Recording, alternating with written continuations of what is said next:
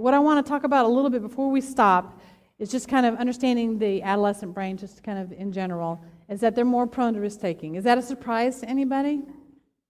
For some adolescents, what we see is that actually risk-taking is very reinforcing. It gives them an adrenaline rush that allows them to feel something that they would otherwise not have any feeling. So if you lack any kind of emotion or lack anything that gives you excitement, and these situations like joyriding or jumping off a roof or things like that give you that rush, then it's gonna be very reinforcing, and you're gonna do it more and more. The other thing that we see is that they truly do have kind of like this underdeveloped sense of moral responsibility. And in regards to moral development, there's the kind of the simple framework is, number one, you do things wrong just because you don't know any better. Then you do things right because you're afraid of getting in trouble. Then you do things right because it's the right thing to do. And then you do things right even if everyone tells you it's wrong. And it actually makes your situation worse. And does that make sense? And that last step is a very difficult step and not one that even many adults attain. I mean, how many of you would do the right thing even if it meant bad things for you? And it's not easy. But does that make sense? So you do things wrong, you just blunder along and try everything. Then you do things right because you don't want to get spanked or consequenced or whatever, and then you do things right because it's the right thing to do. That do things right because it's the right thing to do is a stage that's oftentimes not yet developed for the adolescent brain. And then, of course, they're less able to understand or anticipate consequences. One of the things that we notice is when it comes to kids as they get older, interestingly, as their abstract reasoning improves, we will see them actually become more socially anxious because they're realizing now all the ramifications of the behaviors that they do. So you may see a kid over time that's been very confident all along, all of a sudden, be afraid of what peers are going to think, be afraid of kind of, how they look, and you're like, what happened to this kid? If they're kind of being able to look at all the different situations, it can kind of overwhelm them sometimes and kind of shut them down. There's some things in regards to, several people came up to me and said, what do we do? What do we do if we have kids that are struggling with executive functioning? What do we do if we have kids that present in certain ways? And there's some basic things I want to highlight, and then there's some more involved strategies. Before we get into kind of developing executive functioning skills, what I really want to emphasize is that a lot of times there's some basic things that are affecting how a kid behaves. One of those things is sleep. And I cannot emphasize that enough. I do this at every presentation, whether it's about mental health, whether it's about substance abuse, because I don't think we recognize kind of the value and the impact that sleep has. Most kids that are out living the day out in the community, what do you think their regular sleep schedule is? What time do they go to bed? Midnight, 1 o'clock.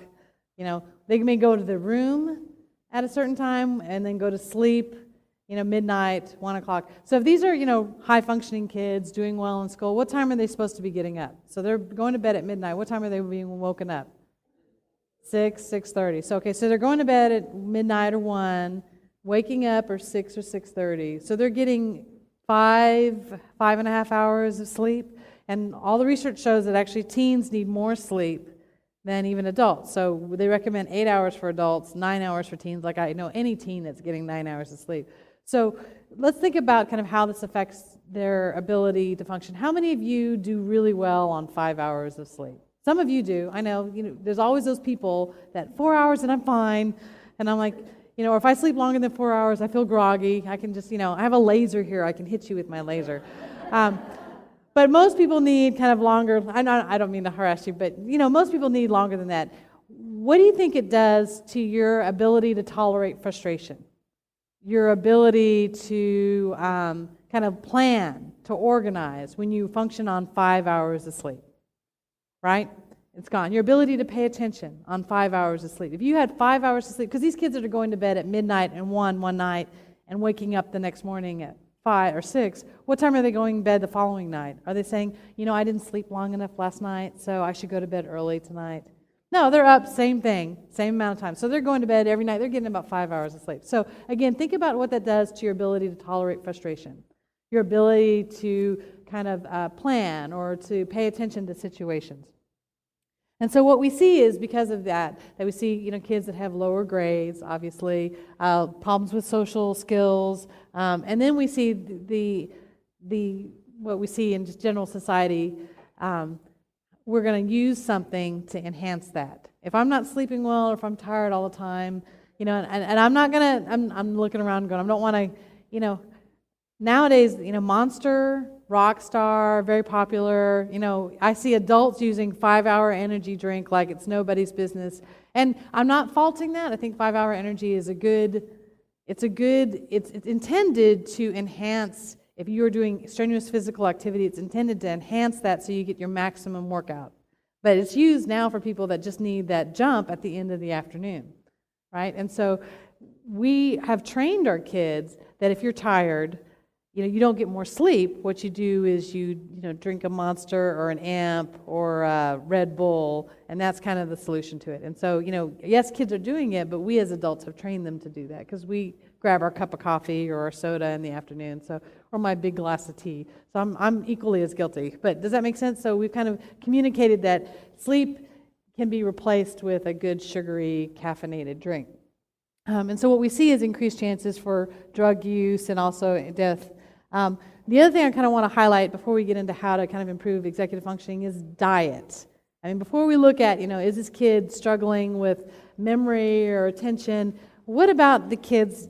What do kids eat these days? Fast food. So I joke and say that in San Antonio, the standard diet is hot Cheetos and Big Red.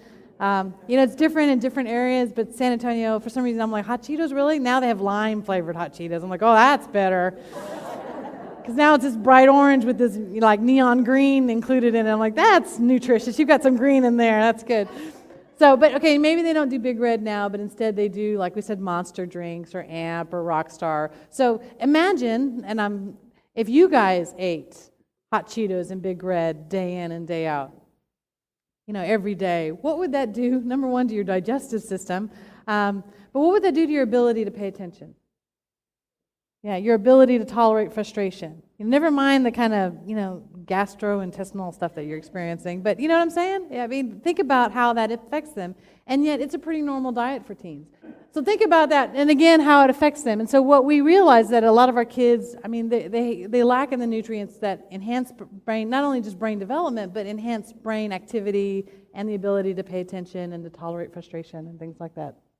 So what we're going to talk about is kind of how I've given you what normal brain development is like.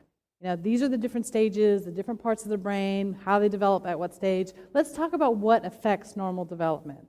And we're also going to talk about the opposite. So we're going to talk about how previous issues like trauma, mental health, and substance abuse affect normal development. And then we're also going to talk about how abnormal development affects the way a child can handle trauma, mental health, and substance abuse. Did you catch it? These are almost the same slides, slightly different.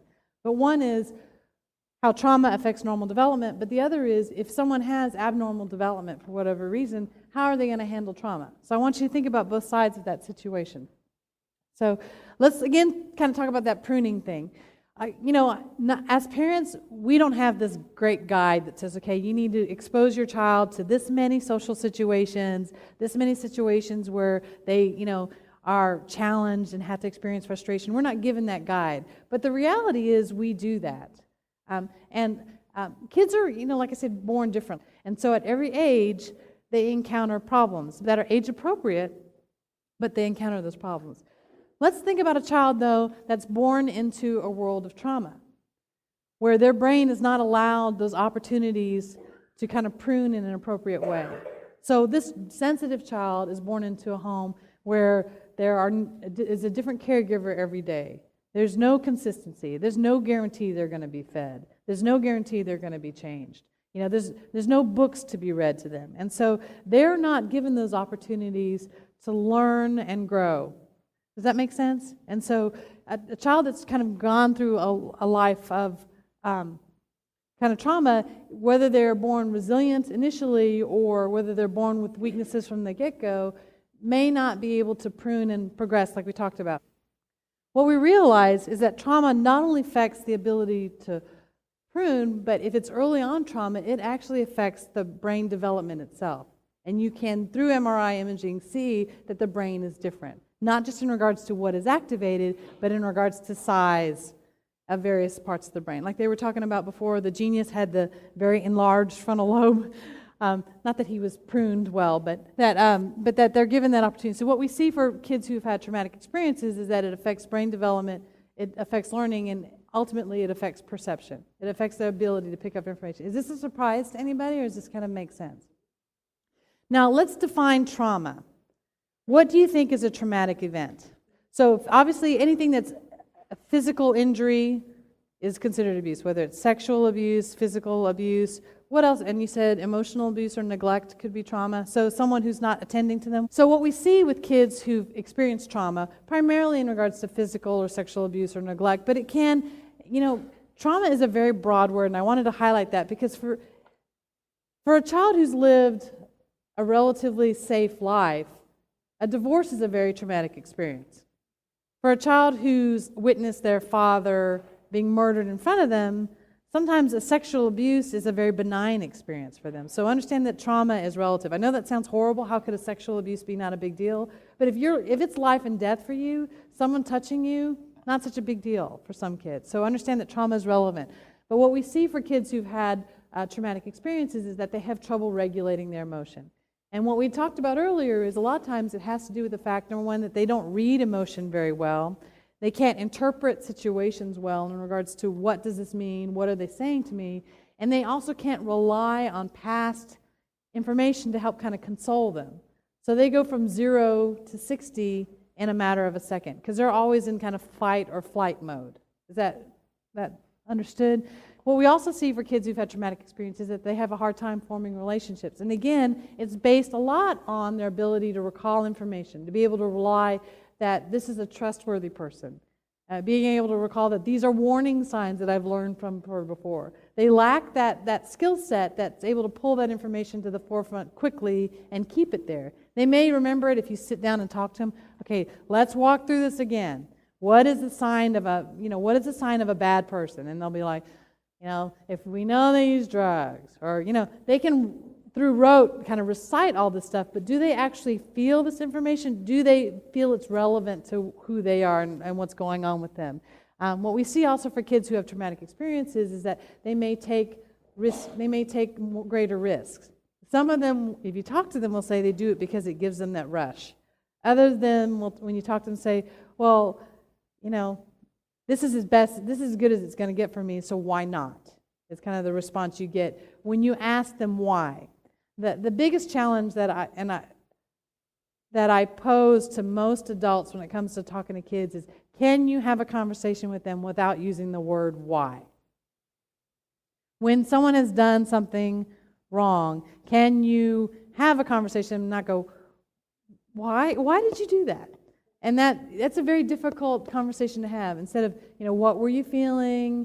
What was going on in the time? How did it go for you? Instead of why. I mean, it's not wrong to ask questions, but we're compelled to ask why. And as we've seen with executive functioning, there is no why answer. There's, it's like, I don't know. It's normally the response that you get. Or if you push them far enough and you keep asking why, they will pop up with some answer that really is not accurate. I mean, they're just filling in air because they know you want them to say something.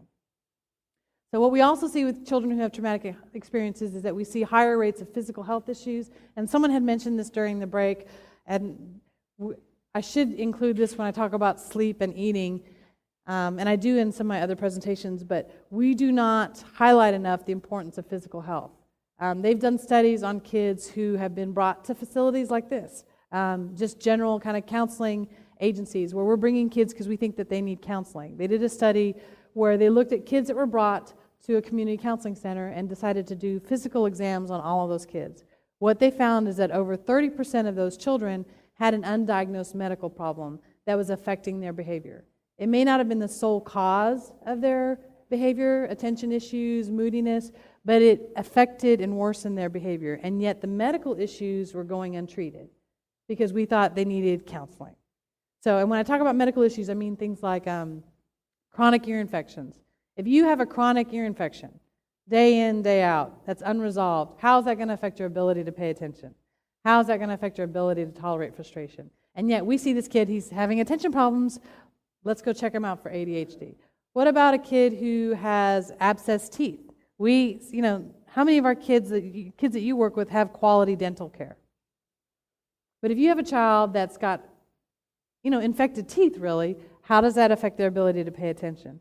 If the body is fighting this kind of foreign, being, how does that affect their ability to tolerate frustration? We see kids with borderline diabetes. We see kids with STDs. All of these things go undiagnosed. We treat the attention problems, the irritability, the mood swings, things like that, and yet we're not addressing kind of the underlying physical issues because a lot of these kids don't have access to medical care.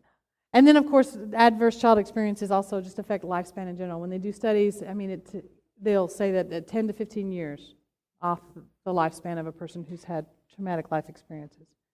So what we see in regards to trauma is that you see challenges to development in all these different areas. And I don't think you're going to be surprised with the symptoms that we talk about. But again, when we talk about how this affects brain development, one of the things that I want to also highlight is the impact of mental health issues. Remember, we talked about how trauma affects development, but there are things, how abnormal development will affect their ability to handle trauma. So if you have children that are born, like I said, more sensitive, either through mental health issues, through brain injury, things like that, they're going to present with more challenges in regards to development. And some of you probably already know this. They estimate that on average, 10% of kids at any given time meet the criteria for a mental health diagnosis. Surgeon General talks about 20% have at least signs or symptoms of mental health diagnosis. That rate goes much higher in the juvenile justice and CPS populations. What do you think it is in juvenile justice? What is the percent of kids who have a mental health issue that get referred to juvenile justice? Technically, in some ways, you could almost say 100% if you include kids. Have y'all ever heard of the diagnosis oppositional defiant disorder or conduct disorder? If you count those, that's basically, that's a juvenile justice kid, that they're the poster child for that diagnosis. But if you look at severe mental health issues, mood disorders, psychotic disorders, 30 to 50% of kids in the juvenile justice system have a mental health issue. And the reason that we think the numbers are so high is because kids tend to, when they have mental health issues, act out. That acting out gets them into trouble, which gets them involved in the system. And trouble not meaning that they're burglarizing cars or selling drugs on the street. For like juvenile justice, what we see, we have much higher rates of kids being referred to our department for things like assaulting a teacher at school or running away from home or skipping school. Those are our high referral rates. We do have kids that burglarize cars and sell drugs, but the much higher referral rates are things that are really more mental health related. The other issue that we face is in regards to substance use. And that's kind of a give and take. Remember, the second spurt is 10 to 13 years of age. So that's the actual growth, cells are growing at that time. And then there's the pruning and refining after that. When do kids tend to start being exposed to drugs? When's their first exposure? When you talk to the kids that you work with kind of through your various social services, what age did they first drink? 12 or 13. So what you're seeing again is that they're beginning to use at a time when cell growth is occurring and then the pruning and stuff is occurring. So again, the question is, how is that affecting the executive functioning? How is that affecting the memory, the planning? So what can you do? And these are basic steps. We're not doing cognitive retraining. That there are strategies for that, but these are, I am a CASA worker. I am a counselor in a counseling center. I am a teacher on a campus. You're not going to do some sort of hooking them up to neuroimaging and doing MRI. But what can you do within these settings to kind of help kids who have kind of executive functioning challenges? One of the things that is interesting is just exposure to a healthy relationship. Remember, it's that pruning opportunity. It's the chance for them to learn how to interact. But remember what we said before with these kids is that they're not reading social situations very well. So everything that you think is obvious, you have to point out, both in written form, in visual form, in any way that you can. So, to say because I care may sound silly, but it's not silly for these kids because they may be looking at you and not reading that you care in your face. To give them a card that says because I care kind of reinforces and prunes them, even though you've been communicating it verbally, that may not be registering for them. So, and the value of building those healthy relationships is that is, like we talked about with other brain development, a skill set that these kids have to be able to use or lose. And of any skill set, if it comes to can they do differential equations or can they even do simple multiplication versus building a healthy relationship, what would you think is the priority? The healthy. I mean, math is good. Don't get me wrong. I value math as being a psychologist and a statistician. But when it comes to what's going to make it for them out on the street, it's building the healthy relationship. So understand that that's an impact that you can have, but you need to make it obvious. And they're going to be, especially if you're working with older kids, they're going to roll their eyes and miss and sir and all those things. It doesn't matter. Just continue to communicate it. Because I care about you, because you're important, because I think you're special. The other thing that we recommend is exposure to positive activities. Remember, use it or lose it. A lot of our kids, that 10 to 13 year of age, how many of them get exposed to those different kind of the cultural situations? And it doesn't have to be you take them to the McNay. It can mean that you show them pictures from art that's in the McNay. It doesn't mean that you have to be able to take them to a baseball game. It can be discussions, or a song or things like that. Things that you can do with them face to face in an interactive setting. You don't have to have tons of funds to take them to go places, but exposing them to situations that they've never seen before. The other thing that's interesting in regards to resiliency training is assertiveness training. We talk about our kids' ability to kind of express themselves verbally and to be able to lay things out in a story. You'll see a lot of the kids that you work with in these social service settings don't have the ability to say no in a socially appropriate way. They can tell you to F off. They're very good at that, right? Which is not it's not nice, but they don't feel like they can say no in a way that they truly stand up for what they believe in or their rights. The F off is just a way to get you away from them, and that's their only response. In regards to problem solving, it can be simple tasks. What do you want to do today? I don't know. Well, let's stop and think about that for a second. Or if they've gotten in trouble in a situation, instead of saying, why did you do that? Again, sitting with them and talking about, okay, let's just look at this situation. What happened first? How did you feel at that moment? And kind of breaking things apart. And ask, in every stage going, do you feel like you had a chance to do something different there? Or was there no other option? And having them kind of take a step back and look at every step of the way. If it was to get, to go, not that you're going partying this evening, I keep pointing at you, but if it was the option of getting in the car with a friend, start from earlier in that day, not just at that moment. Did you have an idea that there were going to be people going earlier in the day? Well, yeah. Okay, well, how did you know that people were going to be maybe asking you to go with them that day? What were the signs? Well, someone mentioned, I'm looking forward to tonight, or, I can't wait to, hang around my homies, whatever it is. Have them kind of walk through the situation and look at it from every angle. And then we talk about also kind of the positive ideas about self-efficacy. And that's that same thing. A lot of our kids have not instilled in themselves that they're good. And so every chance that you can get, and it's much easier with the smaller kids than it is with the older kids, continue to do it with the older kids. Wow, that was smart. Wow, it's a good idea. Boy, that was really funny. Dude, that was hilarious. You could have used a different word maybe, but that was funny. Because a lot of our kids are very funny. They don't necessarily use appropriate words, but they're very funny. That was quick. Reframe things. And not that everything has to be positive, even their worst situations, but you should be able to pull a positive out of every interaction you have with them. Yes, they've made mistakes. Yes, those should be acknowledged, but there are positives in these kids. And if you give them that opportunity to recognize that, that is retraining the brain. Modeling is really good.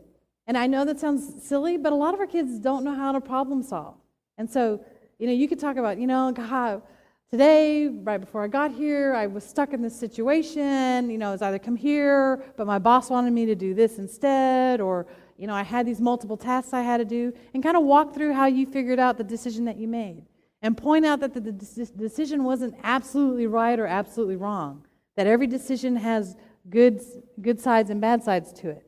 But have these kids have the chance to learn this? And a lot of our kids haven't been given those opportunities to problem solve, and they're not going to get that on their own. They have to hear it from you, and it may seem mundane, it may seem silly to you, But then you walk through, what would you have done?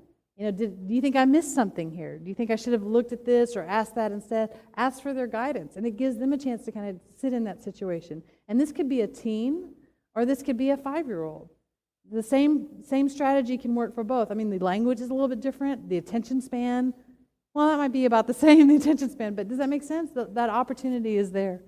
Impulse control is the kind of probably one of the biggest challenges that we hear from kids that have executive functioning is, we teach them all these skills about how to kind of work through the problem, but they've gone on and done the thing before they ever stop to think. So it's kind of training them on the stop to think. And what you notice with a lot of the kids is they're always on edge. They can't sit still. So it's helping them learn how to even relax their body. And I'm not saying yoga, although yoga's not bad, but it's, seeing if they can train themselves to sit still. Can they relax certain, and this is not necessarily a clinical skill, this is something anybody can do. You can go online and look on, relaxation strategies. And you probably have some of your own as to what you do when you notice you're just kind of go all the time. How do you kind of calm yourself down? It's helping the kid. They're not going to stop to think if they're always in jump mode. And if their body is calm, then their mind has the opportunity. But if their body is on edge, they're going to react before their mind ever has a chance to respond.